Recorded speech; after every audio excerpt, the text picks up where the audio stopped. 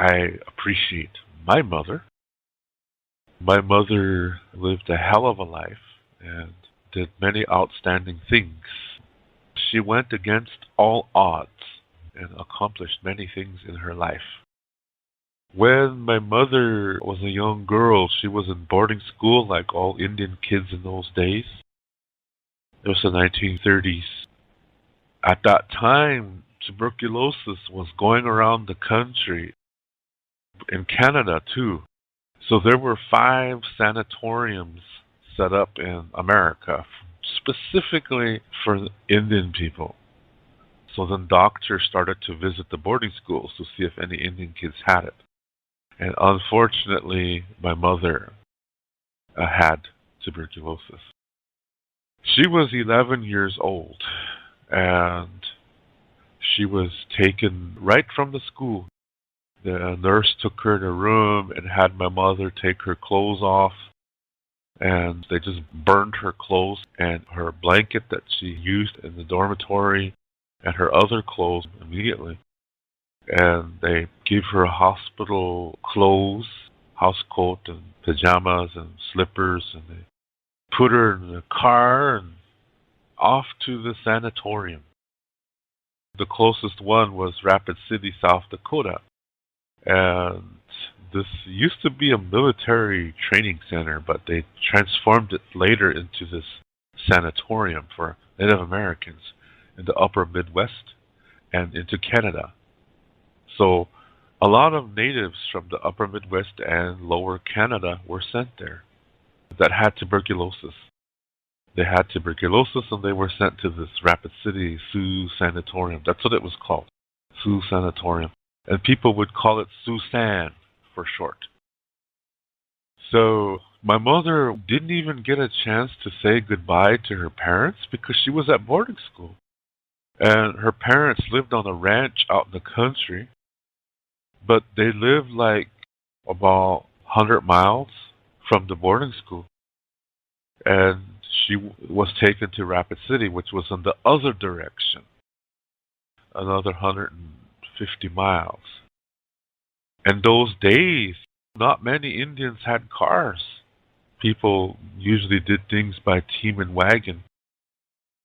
So she was taken to this hospital at 11 years of age, and she stayed there from 11 years old to 18 years old. When she was 16, she seemed to get better. And she said they took some kind of medicine that was pink, a pink fluid. And she said the doctor said she was well enough to go home at 16. So she went back to the reservation.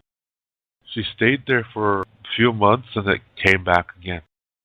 So they had to take her back to Sioux-San until she was 18 years old. And then these doctors in America, they had this idea, because there was no cure for it in those days. But these doctors, they had this idea. For those of you that don't know, America is a very racist country.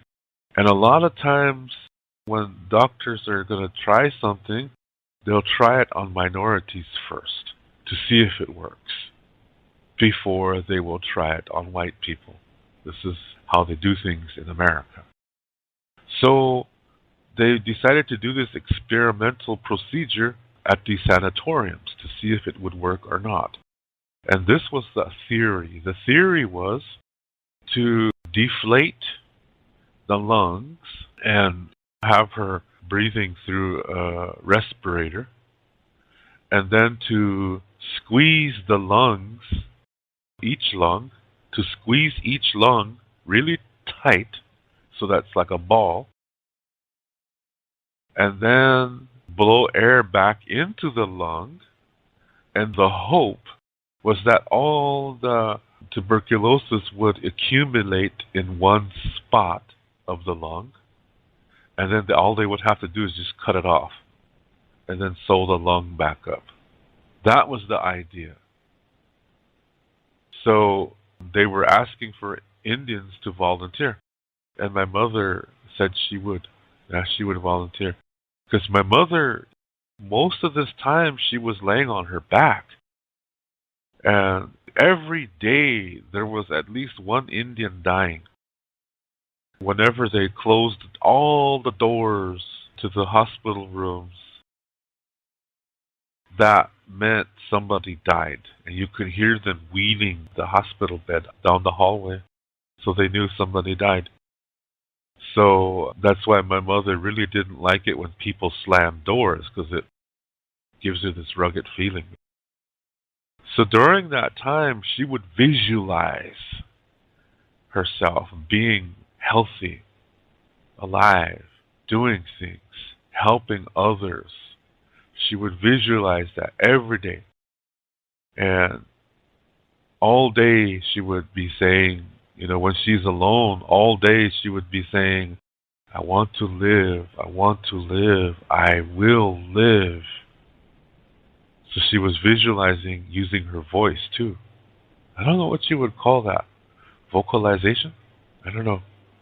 Because visualize is to visualize the future, yeah?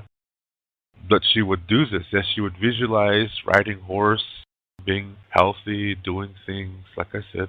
And then she would, throughout the day when she was alone, she would be saying, I want to live, I want to live. She would just focus on living.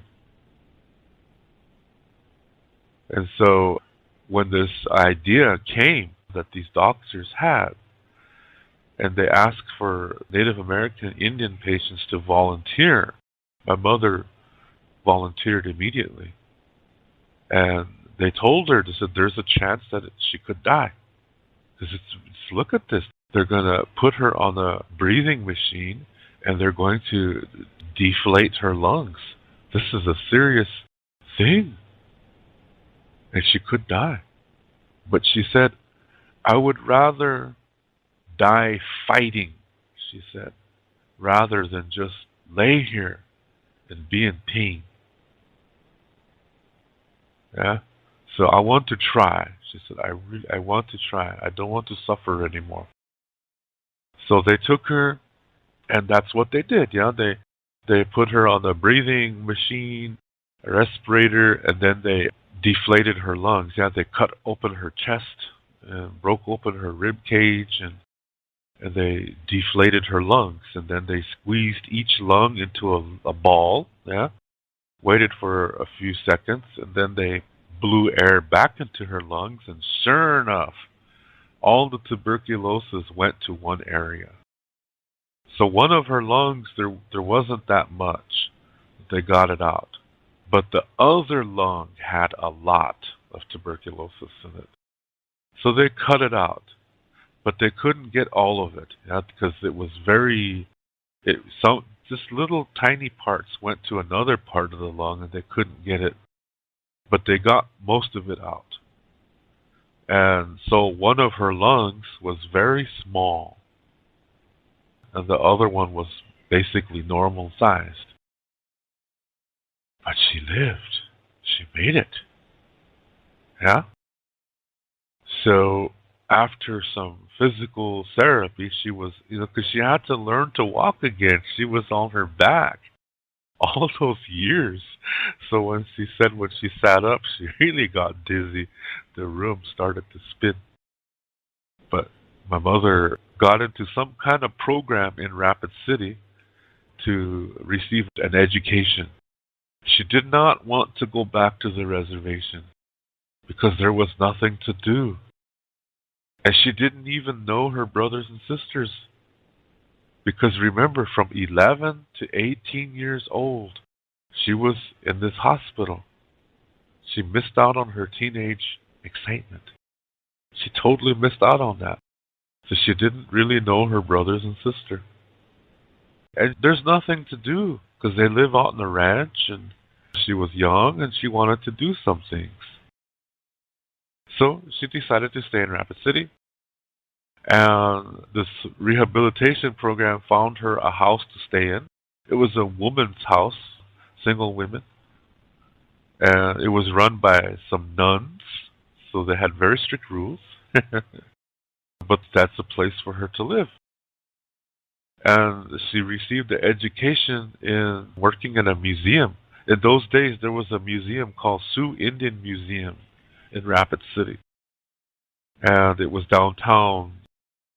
One side was Main Street and the other side was St. Joe Street.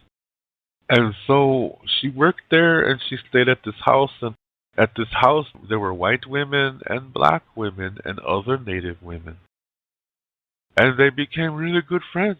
So they would do things on the weekends together. Yeah, they would go to movies, restaurant, concerts, and just have a good time. And she saw that her white friends were very nice ladies, and her black friends too. And she was like, you take the time to know somebody, you might have a really good friend. It doesn't matter what color their skin is. See, she's learning this firsthand. And that's what I learned from her. So I'm that way. Yeah, I take the time to know somebody. From my mother, I learned that all skin colors are beautiful. You can have friends anywhere, but you have to find out. You have to take the time to find out what kind of people they are, because sometimes people will be really friendly at first, but when discussion gets kind of personal, you find out you don't like that person. This happened to me one time when I was at university in Utah. I was in a piano class and we all had to do this recital. And I decided to write my own music, yeah, my own recital music.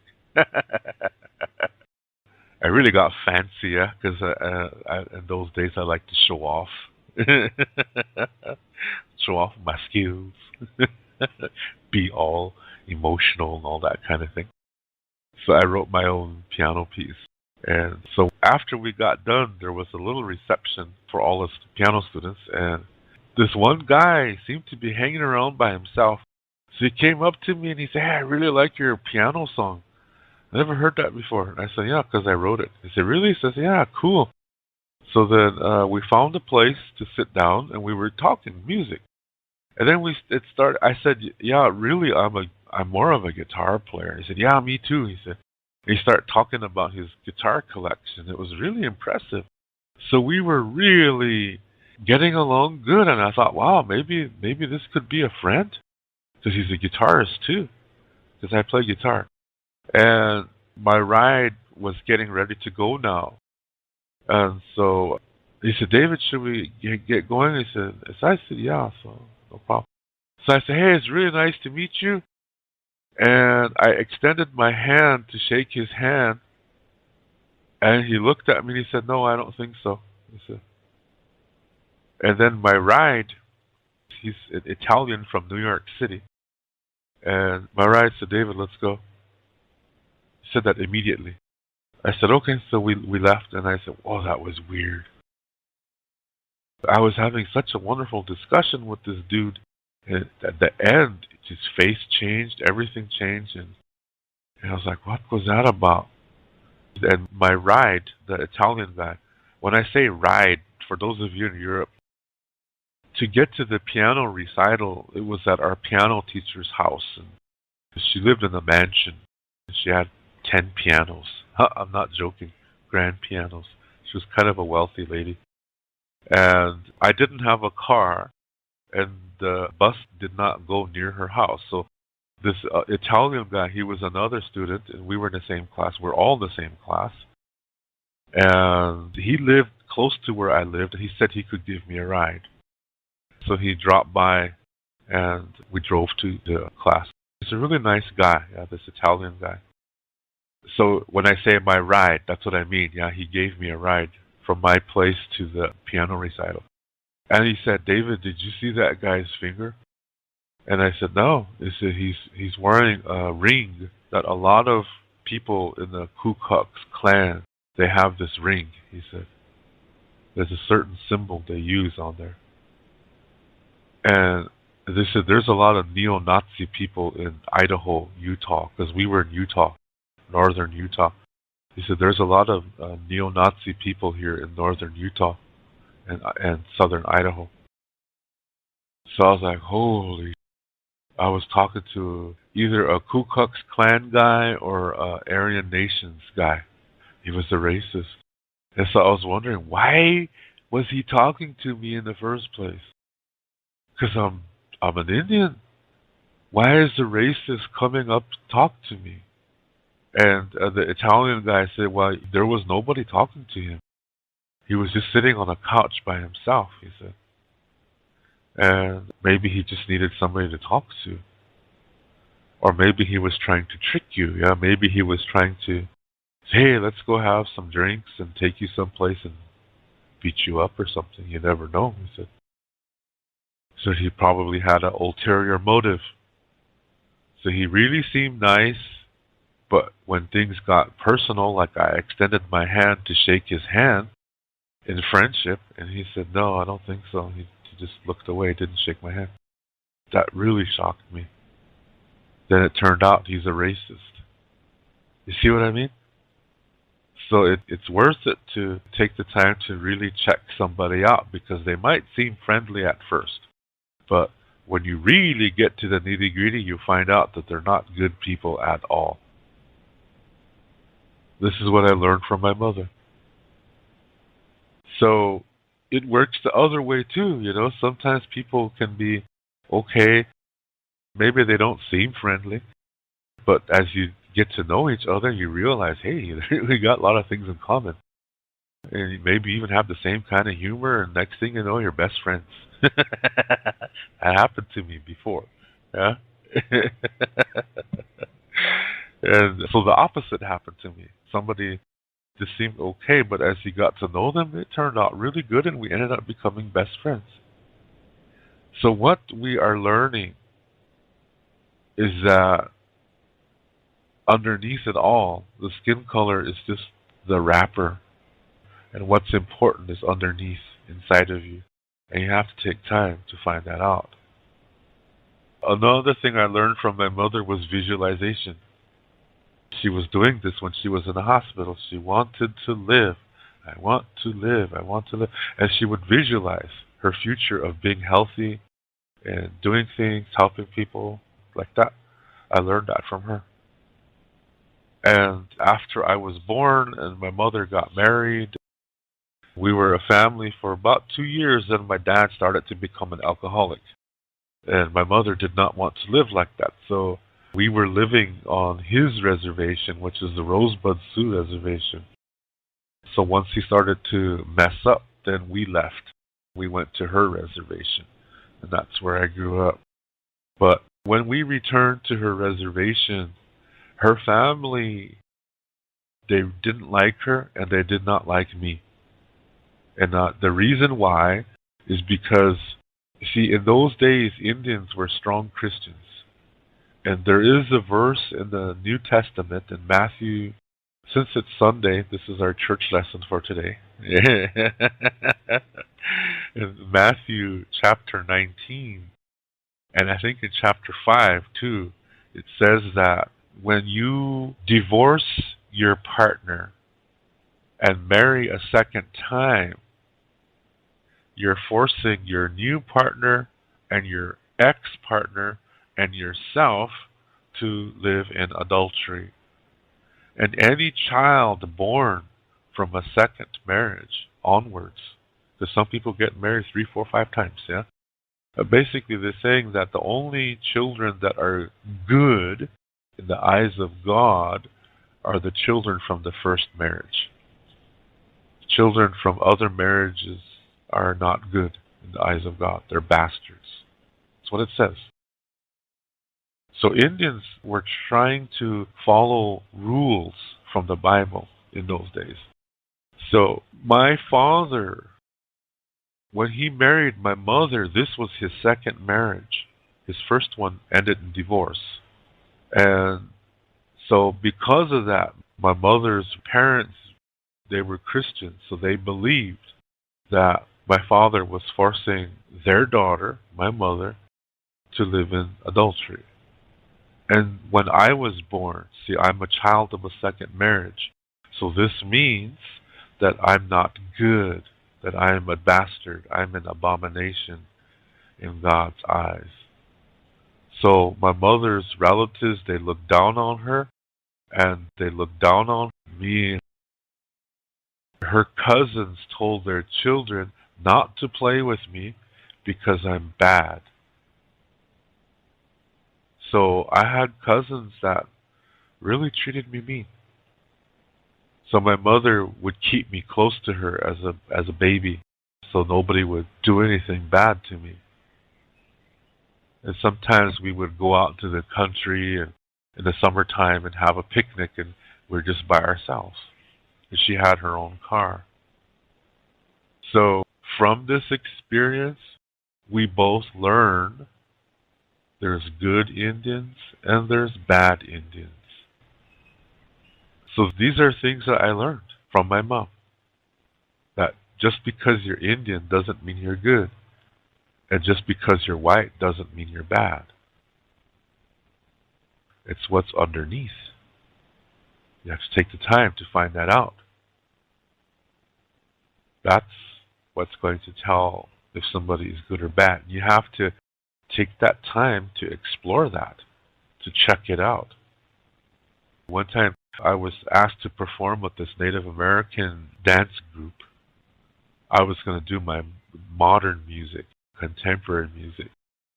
And so we met at this place called Radebeul, Germany, and it was in May 5th weekend in 2005. And these guys, just because I was an Indian, they're all like, yeah, let's get together. And what do you think they wanted to do? Get drunk. I don't drink alcohol. But these guys are from the res too. From the Crow Indians and Blackfoot and all enemies. Yeah? All enemy tribes. But I did not want to get drunk. So that kind of pissed me off that they thought that just because I'm Indian that I get drunk. And these are Indians. Yeah? These are Indians. And I just said, no, I'm sorry, I don't do that. And I'm kind of tired, so I'm going to go sleep early. Oh, okay. They'd say. They were cool with it. But I didn't like that. Because on many reservations, people have a war against alcohol. Because Indians and Asians, see, we're missing an enzyme. And because of this, we can become alcoholics really fast. And our women, when they drink during pregnancy, they have babies that are severely deformed because of this. That's called fetal alcohol syndrome. So because of that, many tribes have declared war against alcohol. So to come to Europe and meet other Indians and then I find out, shit, they all get drunk. I don't want to have anything to do with that. Just because I'm Indian and I see another Indian, that doesn't mean he's going to be a good guy. Do you see what I mean? So I take the time to know somebody, even if he's Indian. Because he might not be a good Indian. He might be a bad Indian. So I don't hang around with people just because they're Indian or not. Because of the wonderful things that I learned from my mother. I'll take the time to check people out. And you'll have good friends, she said. And that's what I do. So I have good friends. Sister friends in Ireland, Spain, all over the world. So I learned that from her. And visualization, I learned that from my mother. To take chances to better your life, I learned that from my mother. Because otherwise you'll be wondering, what would have happened if only I did that? I don't want to be living like that. If something doesn't work, you learn from it. Yeah? And that's okay. That's still knowledge. That's wisdom. And those are blessings too. So even if something doesn't work that you try, you still can learn from it. That way it's not a mistake. It's a teacher. And sometimes those things come to you. Those difficult experiences, they just happen to you. So you do the same thing. You just learn from it and make the best of it. If it makes you feel a certain way, express the emotion, talk to somebody. But do it all constructively so nobody gets hurt, including yourself. And it opens your mind. So you start bringing your mind in. You say, "Oh, what can I learn from this? And how can I make the best of this?" And you receive knowledge and wisdom and peace, and those are all blessings. It's not a mistake. Difficulties are not bad as long as you learn from it and make the best of it. That you make it into a blessing. But if you don't do that, then you make it into a mistake. It's not a mistake, but you make it into a mistake when you neglect it, when you refuse to learn from it. So these are the kind of things I learned from my mother. When I was a little boy, on Sundays, my mother would be making bean soup and fried potatoes with onions and baked bread. Gee, that smelled good. Yeah? And she would have the radio on in the kitchen listening to music. There was a polka hour on Sundays from this radio station, AM radio. In the afternoon, they had a polka show. And so I'm smelling all that good food and listening to that music. I would play with my little cars by the kitchen door, my head going up and down to the polka beats. And that's where she realized that I might be a musician. And then my mother introduced me to rock and roll. She had lots of records. I think my mother might have been a musician, yeah. If she didn't have tuberculosis, maybe she would have become a musician. Who knows? Because she really liked music. Anyway, she would let me listen to her records, and one time I was listening to the Beatles on my records. I had a record album called Meet the Beatles, which today is really, really rare. I think I was 6, 7 years old. Oh, I had some valuable records. But back then, you don't know that, yeah? So my mom came into my room and she said, "David, come in here and look. This band is all kids," she said. So I was like, "Huh? Kids in a band?" So I ran into the living room and Ed Sullivan show was coming on. It was Sunday evening and here it was the Jackson 5. This is Michael Jackson and his brothers. My mother never said, "Look at these black kids." She never said they were black. She said, "Come look at these kids." And when I saw them, I saw kids. I didn't say black. Another time she bought me a record and she said, you have to listen to this guy. He plays guitar and he sings. And I really like his music. Maybe you will too. And she put this record on and let me look at the cover because it was a gift. And Johnny B. Good started. It was Chuck Berry. She never said, "Look, listen to this black man." She never said that. She said, "Listen to this guy." She never called people by the color of their skin. And I learned that from her. Another time in school, I was 7th grade, so this would put me at 12 years old. And it was a social science class, and the teacher came in at the beginning of class, and he said, "I have a question." He said, "I'm just curious." He said, "Can any of you, in your mind, would it be possible in your future that maybe you marry somebody who's black? If you can, raise your hand." Well, I had to sit in the front of the class because I was supposed to wear glasses, but I didn't like them because they looked just funny. So the teachers put me in the front row, so I could see the chalkboard. So I sat in the front row. So my hand went up right away after I heard people laughing, and then the teacher said, "I am really disappointed in this class." He said, "There's only one enlightened soul in this class." He said, I looked around. I was the only one with my hand in the air. Because to me, it doesn't matter what the skin color is. If she's pretty, she's pretty. If I like her and she likes me and we fall in love, I don't care what color her skin is. Because in my life, I found that you talk to somebody and suddenly you start becoming attracted to each other, and one thing leads to the next, and pretty soon you're smooching, and pretty soon you're at McDonald's eating fries.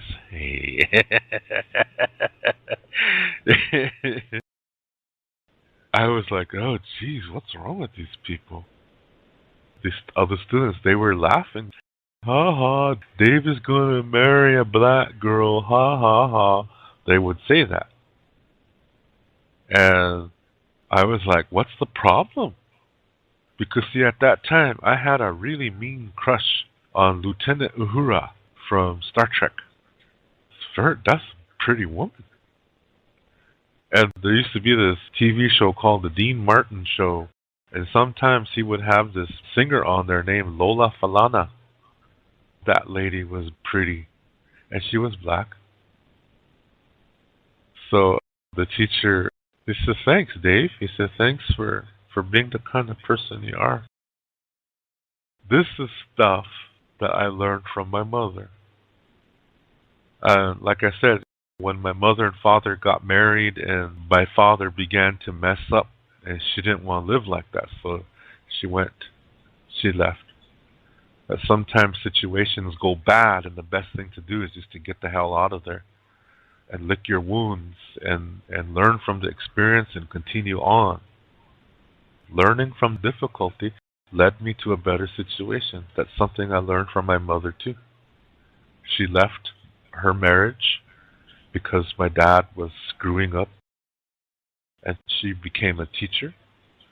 Years later, we got our own house, and she worked with 3- and 4-year-old children, and she wanted the Indian kids and the white kids to play together and to do things together.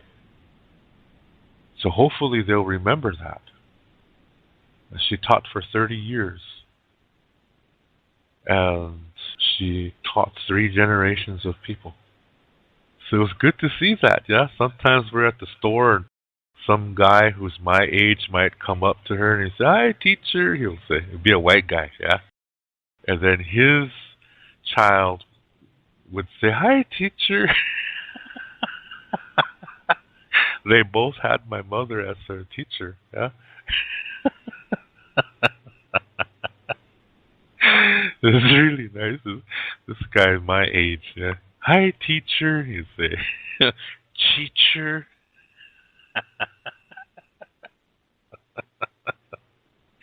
So they would give my mother hugs.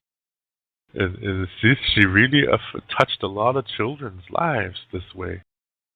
That they saw people beyond the skin color.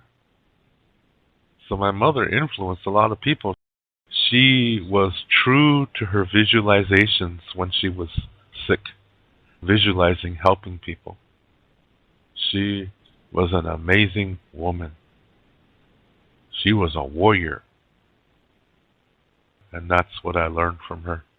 Grew up in a single parent household, and I came out just fine.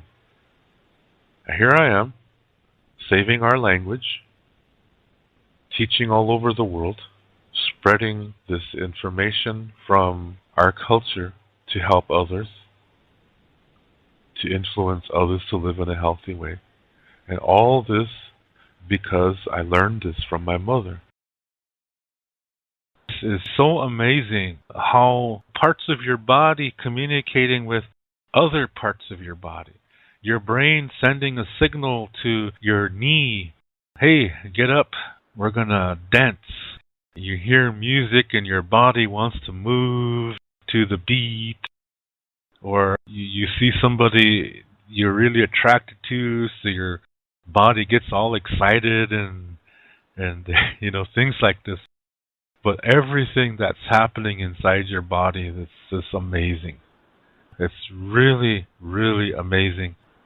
So we should be taking care of this. We should be nurturing our bodies, because sometimes if we neglect it, we could be shortening our lives. Like when we become addicted to substances that are not good for us, like alcohol, drugs, cigarettes, coffee.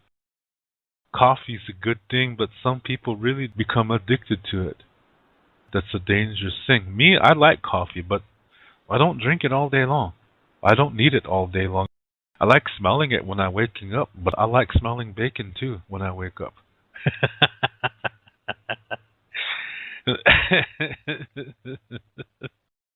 We really should be able to find a way, whether it's a video or something, to really look at what your body's doing to help you live.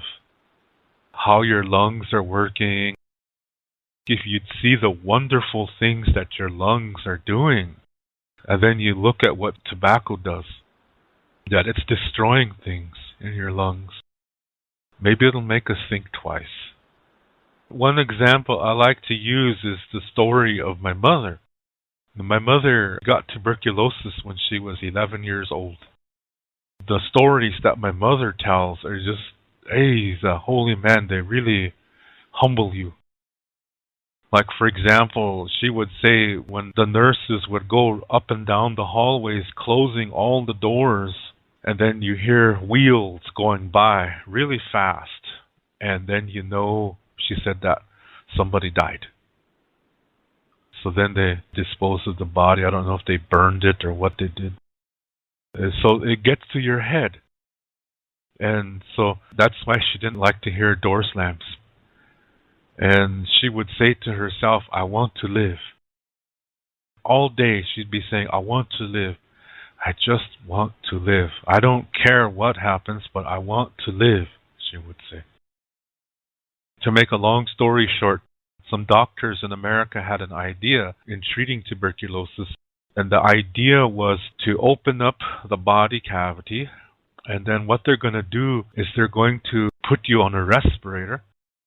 And then they squeeze your lungs, and then they blow air back into the lungs. And the theory was that all the tuberculosis should be stuck together in one part of the lung. And then they cut that part out. The rest of the lung is okay. So that's what they did to my mother, and it worked. They got rid of most of it. But they said that it's possible that there might still be small parts there, but they're not doing anything. So the doctors told my mom to be careful when she gets cold, because a cold or pneumonia might wake them up again. That's what they told her. So she was always careful in the wintertime. So one of my mother's lungs was smaller than the other. She lived longer than a lot of people thought she would. She always would say, I want to live. Every day. Yeah. She stayed on her back for 6 years in the hospital until she had this operation. When the tuberculosis was cut off her lungs, she had to learn how to walk again. So she said when she sat up, she was really dizzy. She didn't sit up for all those years. So the first time she sat up, she was really dizzy. She said the floor seemed like it was way over there. So she had to learn how to walk again. But she said she wanted to live, so she was going to do it. She had a fighting spirit. She had a warrior spirit. So she would really get angry at her brothers because they were always drinking alcohol and they became alcoholics. And she would be always angry at them and saying, look, you're ruining your liver. You're getting cirrhosis of the liver. You're ruining that and you don't even realize you're killing yourself. And her brothers would just laugh and say, well, you don't know what you're talking about. And sure enough, they all died of cirrhosis of the liver. And all of that could have been alleviated if they had taken care of themselves.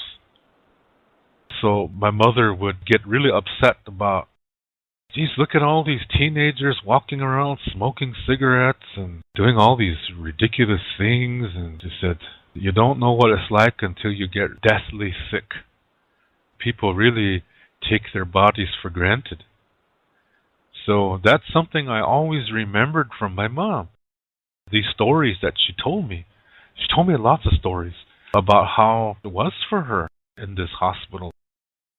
She made friends with Indians from other parts of America and some Cree Indians. It was really, really sadder than hell. They weren't able to do things like they used to. And a lot of them did not make it out. The tuberculosis took them. It took them and they died never seeing their families. They died in those hospitals. And my mom said, I just wanted to live. So every day my mom would visualize. She would visualize every day walking. She would visualize riding a horse. She would visualize the future of dancing, of running, and having a good time. Every day she did this visualization. And this is why I talk about this a lot on this show. The visualization is very powerful because it puts something in your brain to help you. And it got her through. So after she had this operation and she got better and they helped her find a job, and she went back to the reservation for a while, but she found there's nothing to do, she said. So she came back to Rapid City. She worked at the Sioux Indian Museum. And there was a government program that helped her to get a car. And she got a job on the Rosebud Sioux Reservation and met my dad. And 2 years later, I was born. Yeah, so my mom, to hear her stories, those things always stuck in my mind. The visualizing and what happened in these hospitals. It was really, really difficult. But the one thing that I remember the most is my mother saying, I want to live. I want to live. And then she would do these visualizations every day. That's how she entertained herself.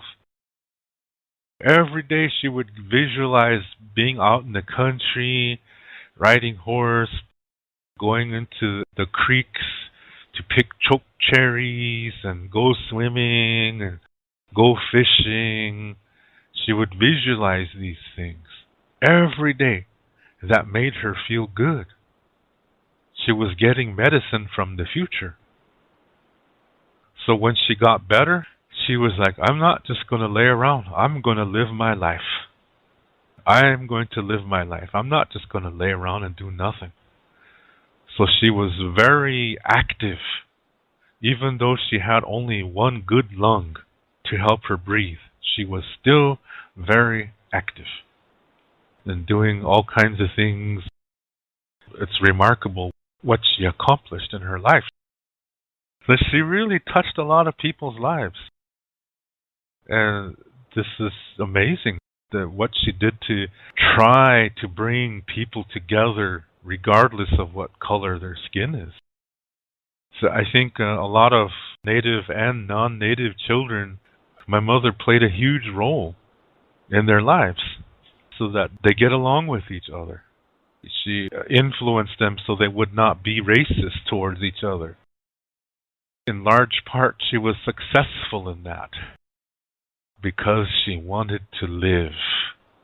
I want to live. I want to live. I just want to live. And then when you make it, then you do a damn good job with what you have.